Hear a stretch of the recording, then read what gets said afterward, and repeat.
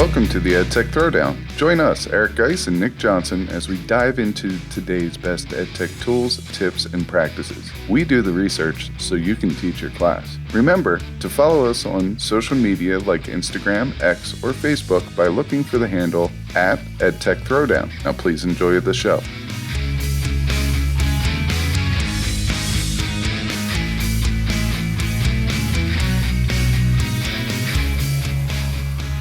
Welcome to the EdTech Throwdown. This is episode 175 called The British School Replacing Teachers with AI, Can It Work? In this episode, we'll share the story of the British school that is experimenting with a teacherless classroom led by AI. We'll also talk about why human teachers don't have to worry as we discuss the best ways that AI can integrate with humans and not get replaced by it. This is another episode you don't want to miss. Check it out.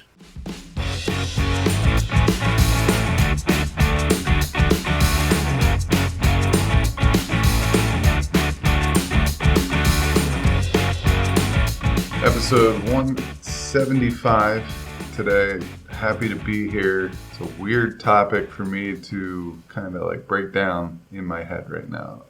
Nick, you told me about the article and I'm just like, okay, all right, we could talk about this. It sounds like another one of those deals where we're overreacting to a new technology or a new tool or something like that. But you know what? We are here. We're going to talk about this. And then we're going to get into some of the things that we could do in the classroom with AI and some supporting EdTech tools or AI tools that will go along with that. Yeah, so I heard about this a couple weeks ago, and I liked it for a podcast episode because, number one, it's a very clickbaity kind of thing, right? Which I think is why this story has gotten so much attention recently. Because it is every teacher's worst fear with AI, right? When AI first kind of exploded onto everybody's plates a couple years ago, this was the gloom and doom scenario that everybody immediately started talking about. This is going to take over everybody's jobs. What do we even need teachers for anymore? And then here it is, for real, in the news. So let's think about this. Back in the day, I'm talking back, we're talking chalkboards. When we first got photocopiers, teachers' careers are over. That's it. It's done. No teachers needed. Fast forward, then computers. I remember my kindergarten teacher talking with another teacher. Now, I may or may not have been kept in from recess because of behavior. I will not confirm or deny that. But I remember I had to stay in and I had to write something on a piece of paper, probably an apology or something. I don't know what I did, but I did something. I was in, and I just heard the teachers talking about how they're getting computers in the classroom and how their jobs are in jeopardy. That's what they thought. Right. And I remember a couple days later, we got these Apple monitor-looking computers. The monitor itself was the shape of an apple, the screen. And I was like, there's no big deal here. It's not teaching me anything. It's cool. But I don't know why that stuck with me, 36 years later, 37 years later. But I will say this, I think we'll be okay. Yeah, it fits now. And there's been tons of examples of this thing where something new comes along and everybody kind of throws their arms up and says, here we go, it's the end of blank. You fill in the thing. And this article kind of speaks to that, right? Literally, there is a British school that is experimentally, and that's key to this whole thing, experimentally trying 20 students in September with a fully AI-enabled, what they call an adaptive learning system. It's called the David Game College. It's in London. The actual AI, I don't know if program is the right word. I think they refer to it here as a platform. I'm going to pronounce it Sabrewing, Sabrewing. The Sabrewing program is what the students will be using. Don't know a whole lot about it. There's not a whole lot online right now, but essentially the kids sit in a room and just interact with this AI. They are asked questions, they answer them, the AI responds accordingly, and this is how they learn. There's a couple key points here. First of all, this is fully experimental. The David Game College does not intend to replace all teachers. It doesn't want to replace all teachers. This is literally just to see what happens. In other words, and I don't know if this is a spoiler or not, this will not be the new norm. Nobody's trying to replace teachers with AI, and I don't think there's a single person out there who thinks that that could ever work.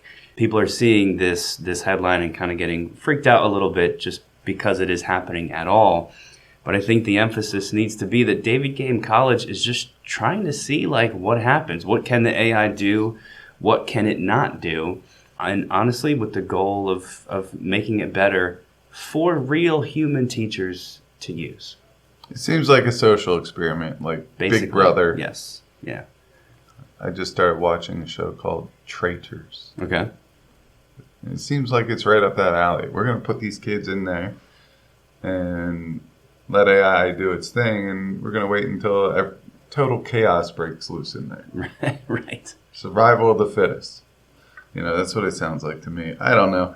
I think while I kind of filibuster here and talk a little bit, you should pull up our silver bullet statement that we always say.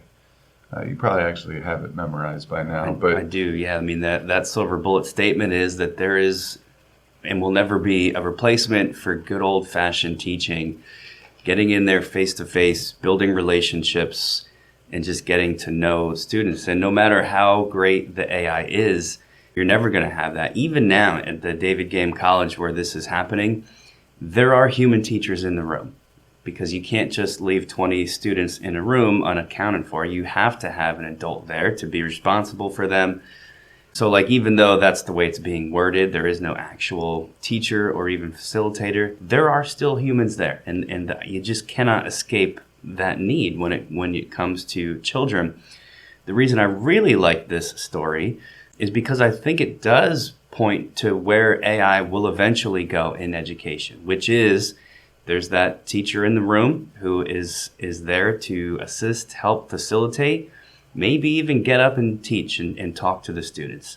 But I think it speaks to building out these AI programs like SaberWing that are there as a support. They're there as one extra tool, this time just an extremely powerful tool to help students when the teacher maybe isn't available or is too busy or just, in ways that the teacher can't.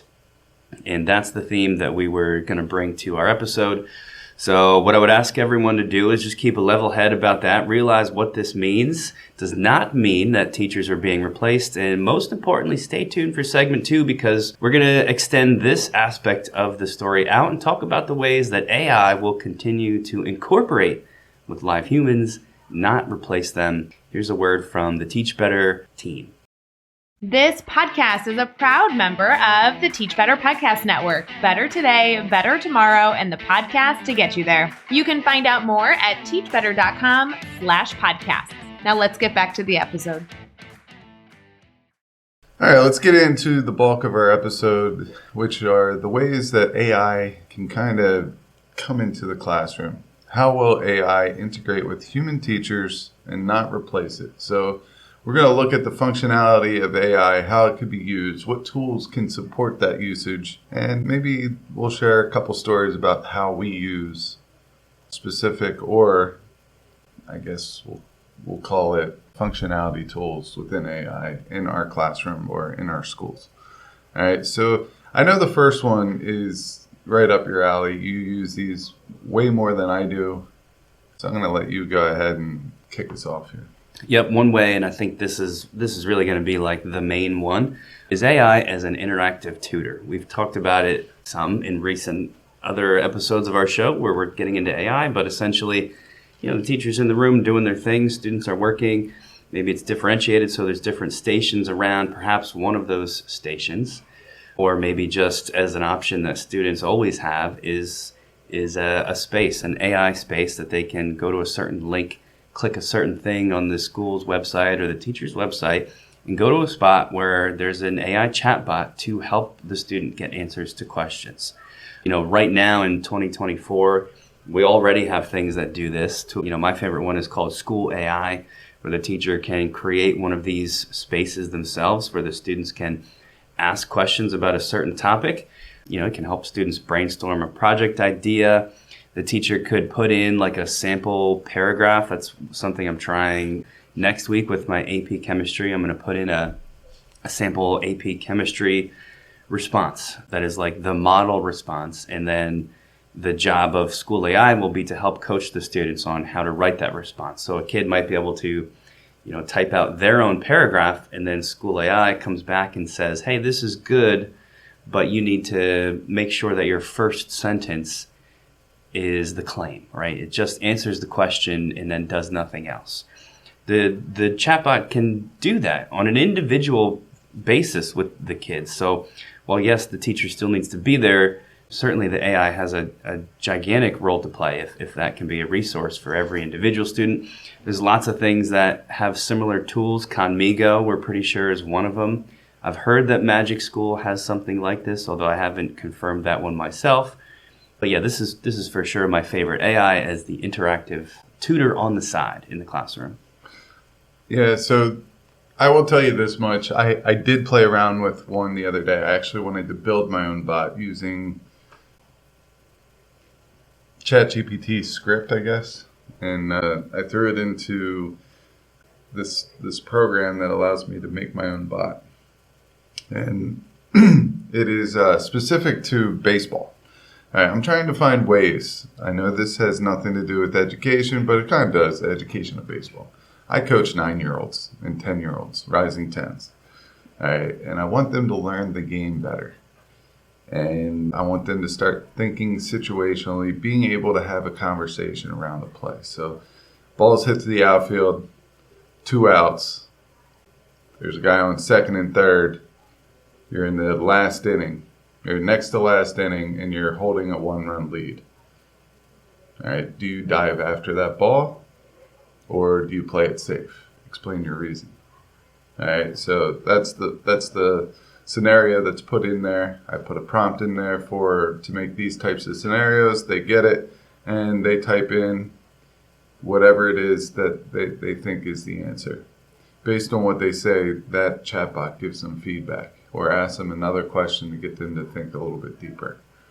And I could see the same types of usages in education as I did there for helping to train my kids with baseball situations. My goal is to get this up and running for the winter when they're not playing baseball. I just want them to think about baseball. I want their arms to take a break. I want them to get refreshed, but maybe have one of these every day. Just one situation. They can go over it with their parents. They can type it into the chatbot. If I could find a way where I could see their answers and who typed them, that would be awesome. If not, maybe I scrap that idea and just go back to like a workbook or something like that. But I think this would be way more cool. Yeah, but that's kind of the point, right? Like for you to do that, have those same interactions with each of those kids on the team individually, it would be your full-time job, and those kids would have to be with you all day. Is the interaction with that chat bot going to be as good as it would be with you? No, of course not. But that's as opposed to not having it at all, because there's one of you, and I don't even know how many of them, 15 to 20 of them. And you're absolutely right. It's the same thing in the classroom. We've got the same thing with this next one. It is similar, but we're grouping it separately and calling it AI study aids, because I'm viewing this more as like outside of the class. As a student prepares for an assessment, they now have AI to support them. A lot of this, could be an interactive tutor, just like we talked about first. Some of this too is going to happen on the teacher side. Things like quizzes. One of their new features is a flashcard generator, where it actually allows you to copy paste in a bunch of text. That text could be from a textbook that you use. It could be from, a study guide that you have right now, like just a Google Doc that you push out to the kids. I believe they take all kinds of formats. It could even be like a YouTube video. The point is, it's your information. You put it in there, and then the quizzes AI automatically makes the flashcards from that. So for you, you're not really making anything new. The flashcards will have your information that the students need to look at because they're being generated from your materials. And then all you have to do is take it, share that link out with the kids, and give it to them as an option, as an additional study aid. And, we've got DIFIT listed here because it's got a lot of similar stuff where you just put in your materials and let the AI program essentially do the work in creating these study tools for the students to use. Yeah, so that's another great use of AI. I'm going to go into some writing guides, AI writing guides. So these are the how-to guides. So I have this strong love. It's not a love-hate. It's just a strong love for text plays, where I can write this one-pager out. A teacher asked me, how do I set up my classes in quizzes or something like that? And I've answered this many, many times. They could go to the site, or I could just send them a one-pager that I already have templated out. And I could easily just type in a shortcut, and it will pop whatever text into any type of blank, whether it's email, whether it's on a Google Doc or whatever. I can just put it in there and it will do that. The other two that I like to use for how-to guides are Scribe and Tango. So these are the ones that it will keep track of all the clicks that you make, and it will take pictures of. So if you are teaching teachers how to change their signature in Gmail, once you log into Gmail, it will take a picture of that. Once you go to settings, it will take a picture of that. Once you go down to signature, take a picture of that. And as you keep working, it's going to capture everything and then produce this how-to guide. So those are Scribe and Tango. Yeah, that's very helpful because those things, again, take a lot of time for the teacher to do on their own, and AI is there as that time saver. The next one we're going to mention is a world unto itself, maybe an entire podcast episode unto itself, maybe a whole podcast unto itself. And this is the world of assistive technology that, of course, is starting to have AI incorporated. So if you're a student with special needs, no matter which end of the spectrum you're on, whether it's the gifted end or, if you have needs on the other end of that spectrum, imagine an AI program or an AI chatbot that is there with you in the classroom at all points to maybe transcribe whatever is being spoken or said or heard in a way that works for the type of dyslexia that you have. And you can see that on your computer screen in real time. Plug in whatever, disorder a student might have, whatever special need a student might have, and there's an assistive tech to help with that. I mean, we have these tools right now where students have text to speech. But those things typically aren't AI, but you can imagine how they could be completely transformed if AI was incorporated, and then it becomes interactive. It actually can get to know the student. It can be tailored to the specific disorder or the specific needs that specific student has, and then imagine everything that's taken off the teacher's plate. I didn't even mention how this could, be helpful for ELL students. You speak English, you have 2 Spanish-speaking students and 1 Russian-speaking student. There's ways where you could translate all of your materials to those languages, but again, time is a huge factor here. These assistive techs can make all that happen. We've got a bunch of other stuff sort of in the same realm, like Tutor AI is a good one. Thanks to math, if you're specifically a math teacher, that's very, very cool. Learning Ally audiobooks. I'm not sure if you have any details on any of these specific tools, but we just wanted to mention some things that are starting this right now, like audiobooks. I know has to do with, students with dyslexia and other learning disabilities, and AI, of course, is a part of that tool. Yeah, so Learning Ally audiobooks, I think, is just a collection of audiobooks, and then they have that AI-assisted technology built into it. Right. These all came up in a workshop that we were in earlier in the week on differentiation. So we wanted to add those. Our next one is AI for questioning. There's a newer one. It's new to me, but I think it's newer just looking at it because the site has an early bird plan of $7.99 per month. But the free version gives you 3 AI quizzes per month. And basically, this is just another one of those that allow you to have some type of an input, and you could enter your notes, a URL, all that stuff, and then the AI will generate quiz questions. Right. And the reason why I put this one in here is because there are a lot that we've mentioned in previous episodes that are going to be ridiculously expensive now. All right, so I feel like if we give another option here where you could get 2 or 3 quizzes for free, or maybe this is one that you really like that you want to bring to your school, those free ones will allow you to kind of go in there and get 3 more free quizzes. All right, it has everything that all the other ones has. You can effortlessly make multiple choice, true and false, and fill in the blank questions. And it seems like the prompts are written for education. When I get an output here, the questions are pretty on point with some of those state test or AP testing, depending what your input is, obviously, but they look oddly familiar to those questions that are kind of a little wordsmithed and tricky because of the way they're worded. So maybe this would be a good practice for anyone teaching those classes that have an end of the year test like an AP course. Yeah, I love that. And that's something I don't think a lot of teachers utilize enough is like you could take, I'll use AP tests again because that's the world I live in most often, but literally sub in any standardized test, even your own school's exams. You can, copy paste or import those into most AI chatbots and just literally ask it to make other similar questions, just to save yourself your own hassle of trying to do all that thinking yourself. Hugely time saving, which kind of fits in with our next one here, our 7th one, which is using AI just to help with ideas, project ideas. If it is exhausting for a teacher to, especially as the years go on, to keep innovating and trying new things. I know it's different students every time. We get bored too, man. Like sometimes I don't want to do the same project for the 10th year in a row.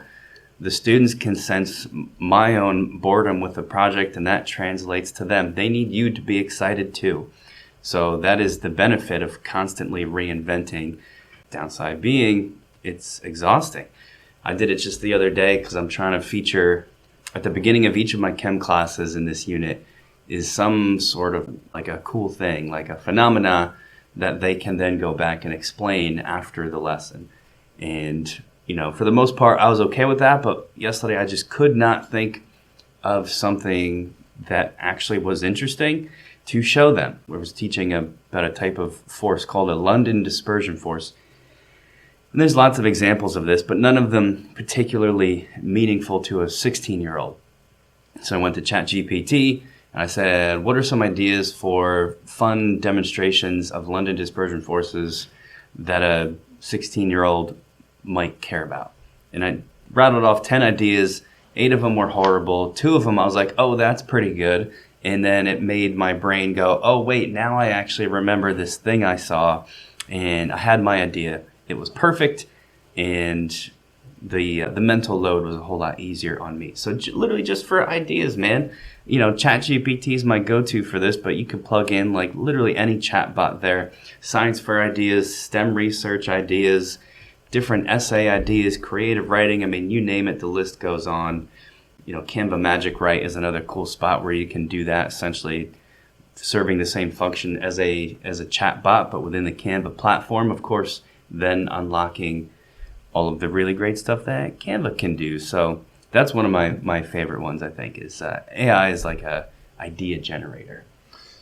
Yeah, it works. It works. And sometimes students kind of need to just get directed in a realm or an area, especially for these STEM projects. I don't know why they have such a hard time choosing a STEM project. The ones that know what they want to do, like the ones that are familiar with STEM, they know what they want to do right away. But the ones that are maybe not as familiar with the STEM research and things like that, they struggle for that topic. Yeah. So I know I used ChatGPT with my 2nd grader last year because he wanted to do a science fair project. So I asked him what he was interested in, and he was like, sports, math, and destruction.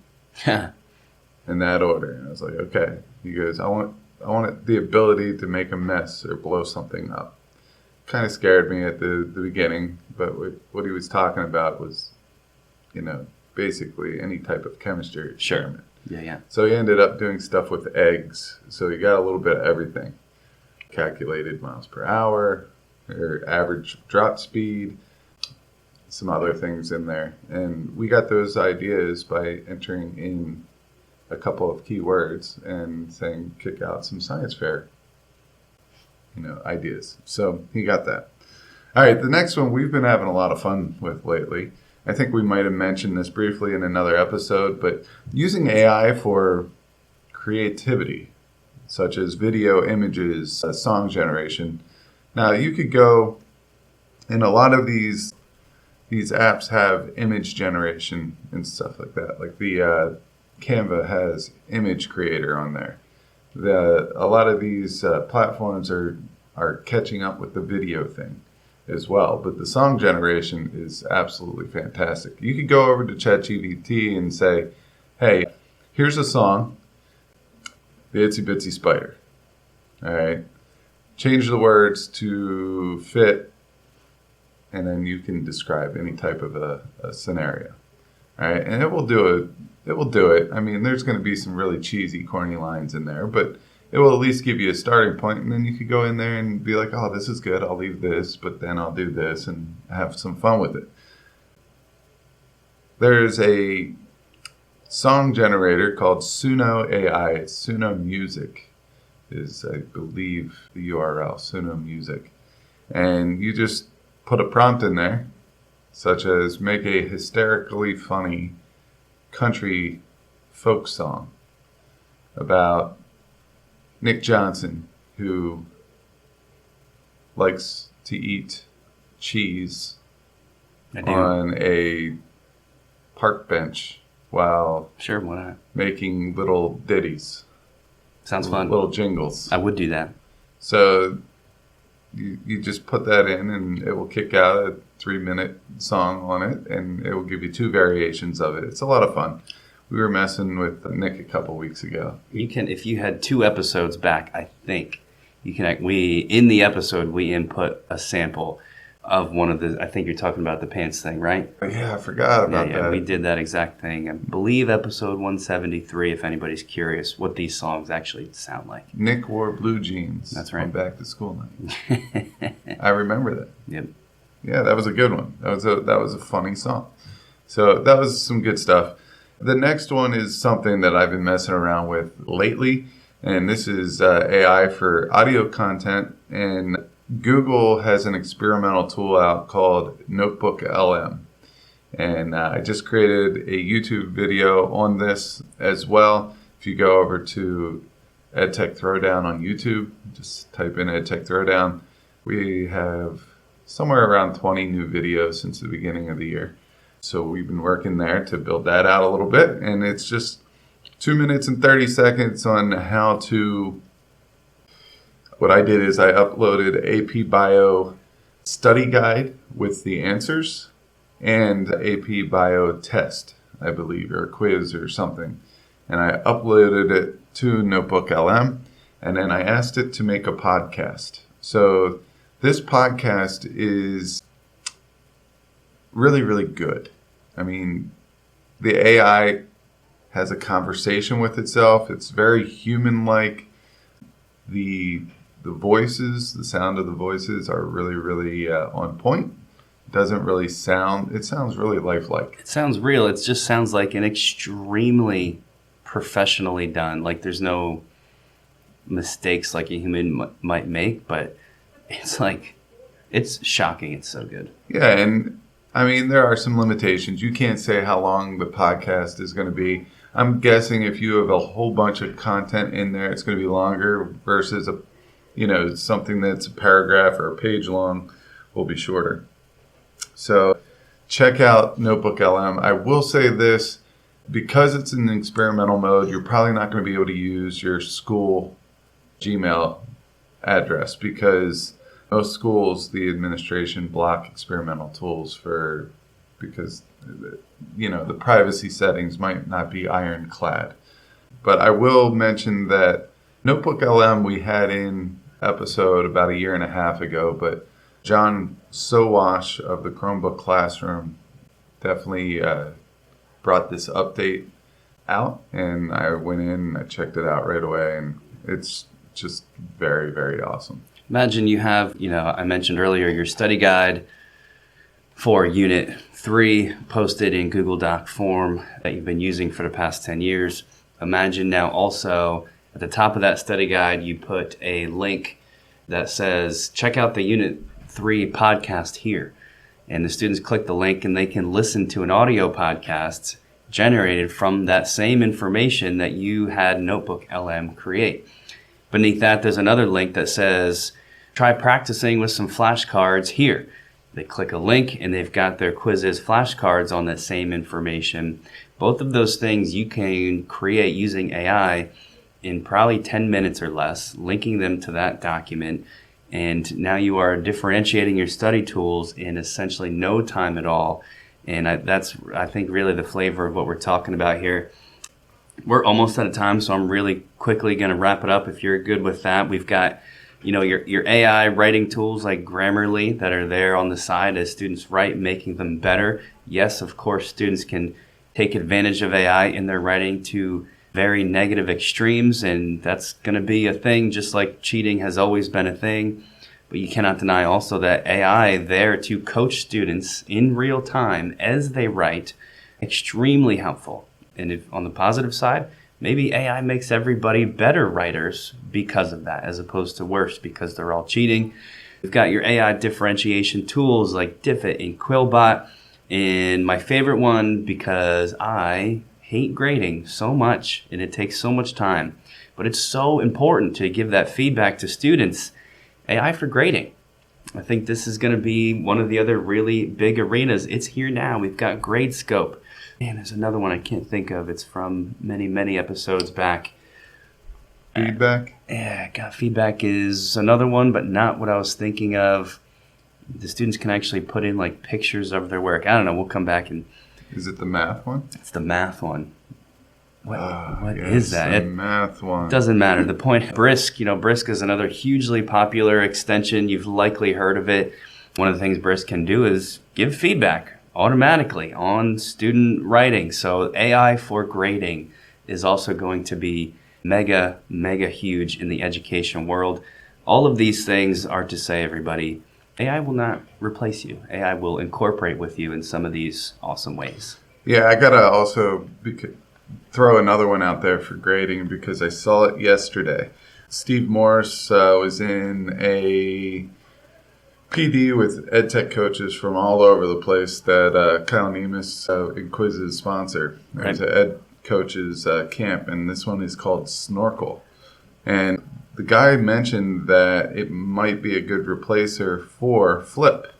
All right, so I'm going to check this one out. I think we'll probably feature this one on another episode. But Snorkel, basically, you throw out a problem to them, and it screen records their whiteboard. All right, and then after that, it will self-grade it. So they were doing a math problem, and it said this one had it correct. And here are the misconceptions, and it listed all the kids that had the same misconception. So it seems pretty cool. That's crazy. Yeah. That's what we're talking about. Imagine that world where you are still the human teacher who's always going to have to be there, but your students are in front of you working in that kind of environment, and you can just be there to help the ones that really need it. A lot of great stuff here. We hope everybody learned a thing or two, and hopefully we gave you a little peace of mind. Don't be freaked out by some of these stories online. Don't let the David Game College in London scare you. They're just testing it out, man. And most importantly, thank you for listening.